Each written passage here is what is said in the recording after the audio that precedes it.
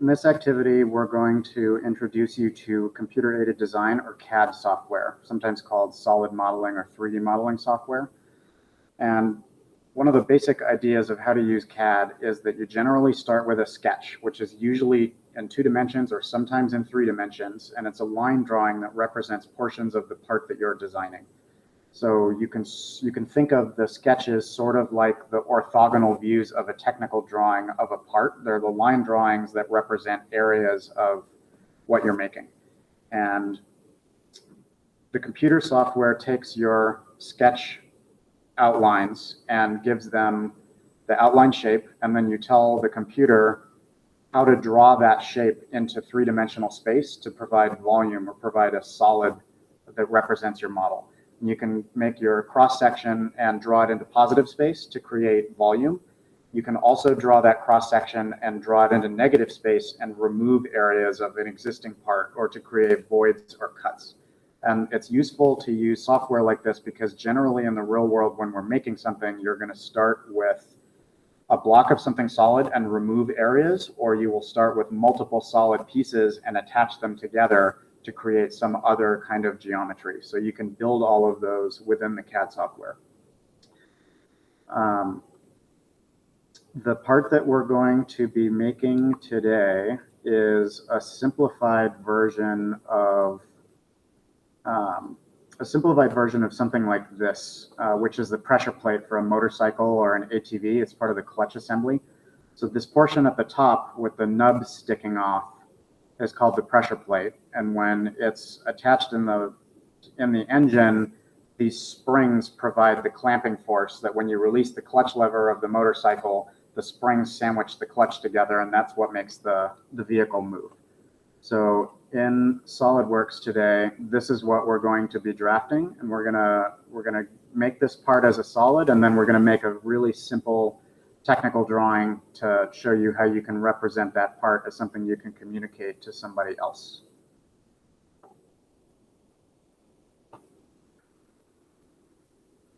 So I'm going to close this part that I made already. So when you get your computer running and get SolidWorks open, it's probably going to look like this. It's probably going to be blank.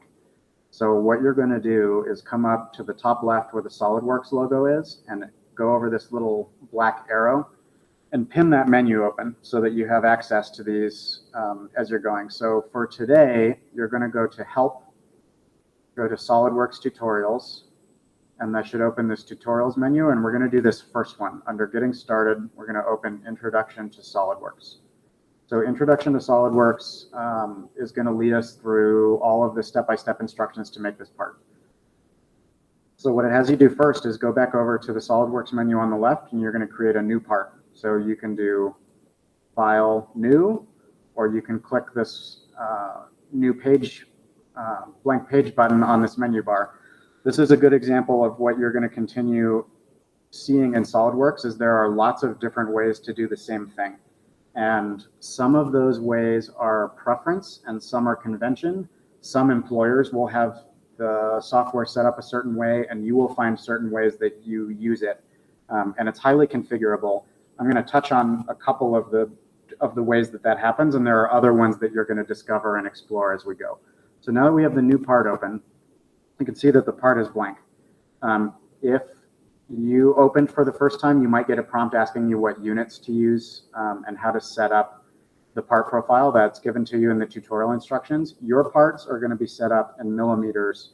Mine is already set up to be in inches, and I will show you how that works. So if you go to the first section about creating the first circle, so what we're going to do to build this part is we're going to start with one big circle, and we're going to add the different components to it. We're going to add the riser, and we're going to add the individual bosses where those springs would go and cut the holes through the part. And you're going to see how we build that. So now that I've got my part open, up in the upper left corner, we're going to go to Extruded Boss Base. So the extruded base is that positive volume that we get from the cross section. So I'll click Extruded Boss Base. It's going to tell me to click on the top plane of my model. So these 3 planes represent the 3 orthogonal planes in my drawing view, going back to that technical drawing. So if I go to create a part on the top, in this toolbar up in the left are different shapes that by default you can draw. So it wants me to draw a circle. I'll go to circle, click on the origin, and then as you move the cursor around, it'll make the circle a different size. The first thing that you put in is arbitrary. It doesn't matter where you put this circle, and that goes for when you start making the rest of your features. It's generally easy to place the circle, and then we're going to go in and tell the computer how big that circle is.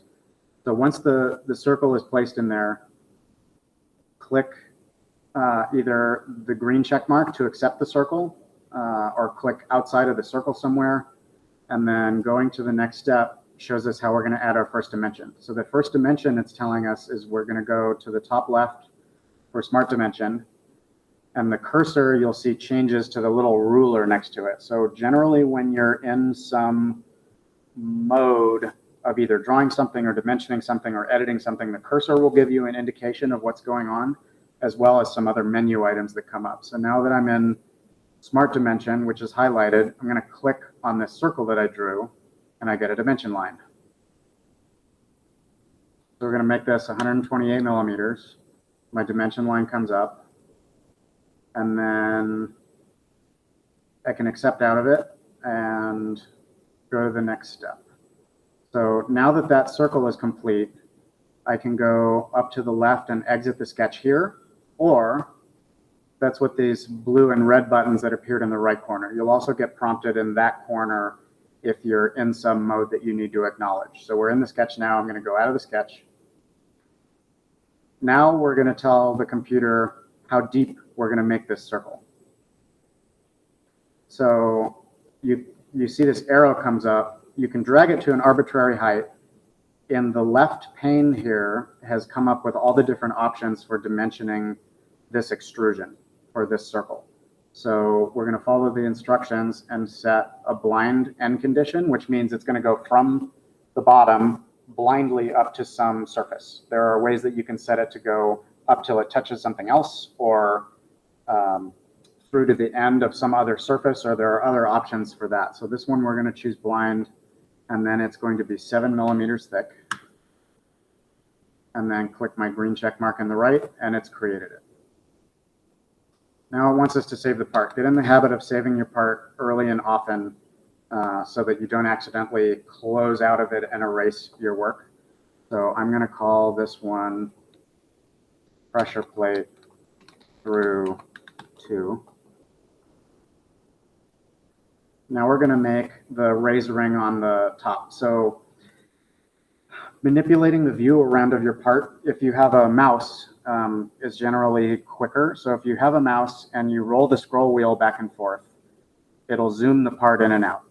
If you take your mouse and press and hold down on the scroll wheel while you drag the mouse around, you rotate to different orientations.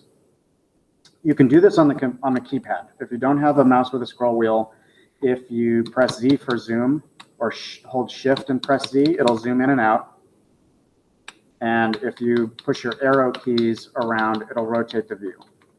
Another way you can do the view is up in this view control bar at the top, which is what these instructions tell you, is to open the view. And you'll see here are these orthogonal view panes like on a drawing, and it's telling us to go look at the top one, and it'll orient your part to the top. We're going to do the same thing. I'm going to do the same thing as we did before, create another extruded boss base. When I go to extruded base and I click on it, in this left control pane in the yellow box, it is prompting what it wants you to do next to create that feature. So it's saying select a plane or planar face on which to create the sketch. So I'm going to create another circular extruded sketch on top of the one I just made by highlighting the cursor over this top surface, and now I'm editing a sketch that's on that surface. If I clicked on the back, then it would be going there. There are other places that you can create the sketch that we'll get to later. But when you see that yellow box is asking you for something before you can continue. So now that we're in this view, we'll go back to the top. I'm going to create another circle in the center and see how if I bring the cursor over when circle is selected, if I go to the origin at the center, I get this dot that shows that it's going to snap that circle to be centered over that dot. If you take the cursor and hover over the circle, for example, it'll highlight these yellow dots where it'll let you pick some predetermined convenient points to snap things to. So in this configuration, I can snap to the top, bottom, left, or right of the circle in addition to the center. So rather than having to measure out, if you know you want something at the very top of a circle, usually you'll get a predetermined mark like that, and you'll get marks for things like center lines or corners or things like that. So I'm going to dimension this same way we did before, and it wants this one to be a 75 millimeter diameter.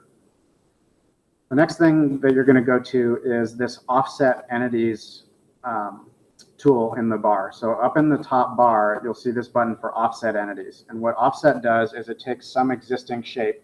In this case, it's a circle. It could be a square. It could be a polygon. It's going to duplicate that feature with some perimeter border all the way around it. So for this feature, it's going to be a 5 millimeter border, and I'm going to offset the circle. So when I create the circle, you see what it wants on the instructions is for that circle to be offset on the inside. If yours goes to the outside like mine did, there's a button over in this pane on the left to reverse the direction. You can reverse the direction. There are other options in here for how it creates that, like if the lines aren't continuous or you have multiple ones selected or things like that. So I'm offsetting that circle to be 5 millimeters smaller than the one that I made. Click OK. Click Exit Sketch. Now we're going to do the same thing. It's telling you to go into the view and rotate it so it's easier to see. So now you can see that this feature is going to get created on top of the one that we had already. Rather than clicking around in the views, you can move it with your mouse, move it with the cursor, do whatever convenient. The point is that you should get the view so that you can clearly see what's going on. And we're going to set the depth of this to be 12 millimeters high. Click OK. Now we're going to cut a hole out of the middle. So we're going to do, instead of extruding a solid piece, we're going to do an extruded cut. So up in the top menu, click Extruded Cut. The yellow box comes up. It's asking for what you want to do. You're going to click the face where you want the cut. So the cut's going to go in this face in the middle. So click in the middle. Now I'm back in my sketch. I'm going to do the same thing. Look at it from the top, draw a circle, snap to the middle, and I click the hexagon, circle, snap to the middle. So if you click the wrong thing, like I just did, a quick way to get out of it is just hit the escape key. Hit the escape key a few times, and that feature will go away. Same thing, if you highlight something, press the delete key, it'll delete it. So I'm going to go back to circle, make a circle in the middle here, dimension, point at the circle, and it's wanting that circle to be 25 millimeters. Okay, so I've got the circle in, it's dimensioned, it's the right size, exit the sketch, and now I get another toolbox that looks like the extrude box, except this one's marked cut. And it's telling me to set the end condition, which is this drop-down box, to through everything. So blind works the same way. A blind cut works the same way as the blind extrusion. It'll start from the sketch plane and go blindly without caring about what it cuts through to whatever depth you put. If you set it to go through everything, it'll just go infinitely tall into whatever it runs into. So if you know that you want a through hole in your part, that's the difference of why you would choose one or the other of those. You don't have to go back later and override what it's doing. So I'm going to set through all, accept. Okay, now we're going to add some detail features to the part. So we're going to click Fillet, which is up here at the top, and the fillet adds a rounded corner on the edges of the part. You'll a lot of times see those on parts that are like molded or plastic. They came up in this part on the clutch. They're visible here on parts that are cast out of metal will usually have rounded corners like that. So we're going to add fillets. Once I clicked fillet, in the left pane, again, I get a whole bunch of options of what to set up in the fillet. Follow the directions in the tutorial. this blue box that's highlighted for items to fillet, it wants to select these edges, it wants to select the faces of this ring. So it wants you to select this top face, and it wants you to select the side face. And I have the radius set wrong. So it has you set down a little bit lower. You want the radius to be a 2 millimeter radius. So once I've selected those faces, you can see the yellow lines. It previews what they're going to look like. So if I come in and click this face, it's going to add this radius corner to the inside and the outside. You can also select the individual edges, and it'll only place the radius on that edge. And if you select something that you don't like and it turns blue, say you're zoomed way far out and you accidentally click on the wrong thing, if you click on it again, it'll deselect it. So this big face I wasn't supposed to pick. I can click it again and deselect it. I can click it. I can also go over to the navigation pane on the left, which is this highlighted face 3 where it came up. If you click on it in that box and push delete, it'll go away also. So that, again, there's multiple ways to do the same thing. You'll figure out what some of them are as you go. I'm going to get those selected and choose OK. Now we're going to create the cylinders where those springs go on kind of around the middle of the part. So I'm going to go to the top view of my part. We're going to create another extruded boss base level with that, level with this large outside perimeter portion. So now we want to place the first circle that we're going to put on the center line of the part. So it tells you to open the flyout manager for the line drawing and select center line. So if you go to line, that's this little arrow that comes down. So all of these things in the line area have multiple options for different kinds of rectangles and different kinds of arcs and lines. So go up there, click center line. You're going to put the center line coincident with the origin of the part and draw it up kind of here somewhere.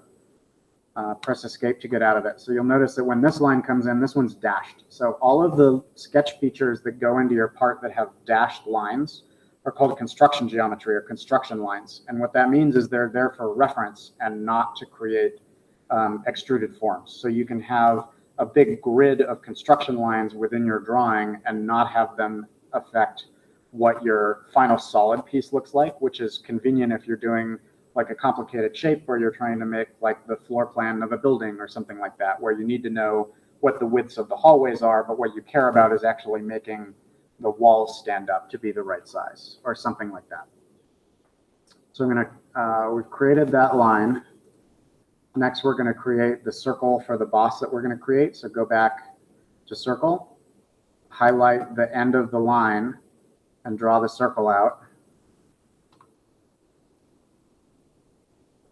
And then we're going to dimension both of them according to the instructions. So dimension this line from the center. So from the radius, so on the radius of where those bosses are going to be is going to be 35 millimeters from the middle of my circle. And those bosses are going to be 27 millimeters diameter. Exit sketch. And then the same thing comes up. It's going to ask how tall to make this thing.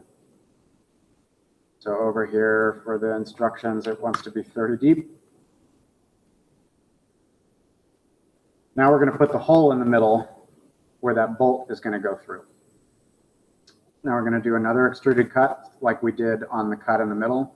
Click on that top face of the circle. I'm going to create a circle.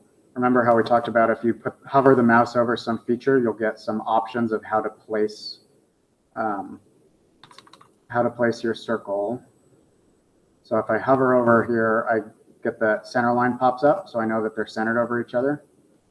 I'm going to place the circle there, dimension it to be 15 millimeters.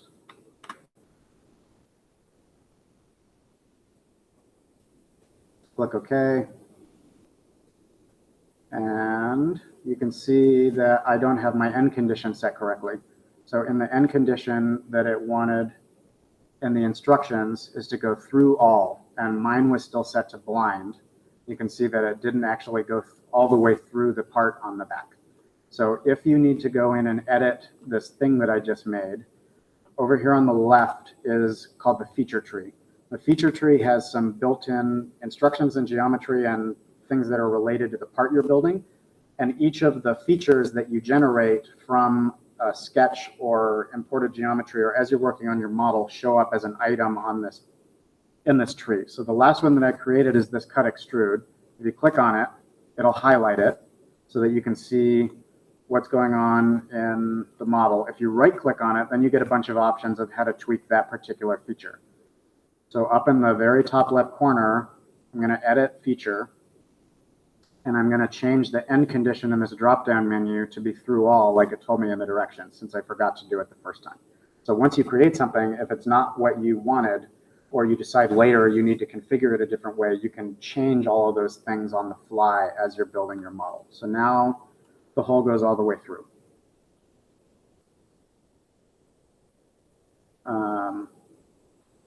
Okay, now it's telling you to change the view properties of your part. So if you go up here to the top and go to display style, it's asking you to set the view to hidden lines visible. So this is like a line drawing, like on a piece of paper. And the dashed lines are the edges that would be laying behind the part, and you've drawn them so that they're visible to someone looking from only one side. And it's having you do this because when you have it set this way, you can select features that are on the back of the part that you wouldn't be able to click on because they're hidden behind the solid rendering the way that we were looking at it before. So we're going to add some more fillets to this part. So go back to fillet. It should already be set to 2 millimeter radius from what it was before. If it's not, change it there. And we're going to pick, again, the top face of this part to radius the inside and outside corners. We're going to pick this back open hole on the back of the part where the extruded cut went all the way through that post. And then we're going to choose these edges that go up around that circular boss to give the smooth corner around where those meet each other. So when you close out of that and then go back to shaded edges, shaded with edges is that one. Then you can see it's added the radius rounded corners.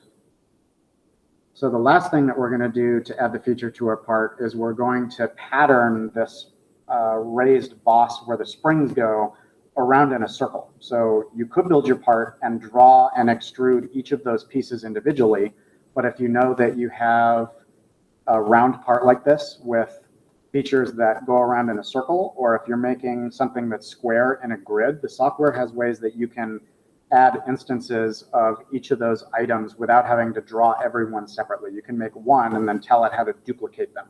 And there's a bunch of different ways to do that. So this is a really handy thing to know and how to use. So up in the top for linear pattern, it has you pull the drop down for linear pattern. We're going to make a circular pattern because we want those raised bosses to go around in a circle.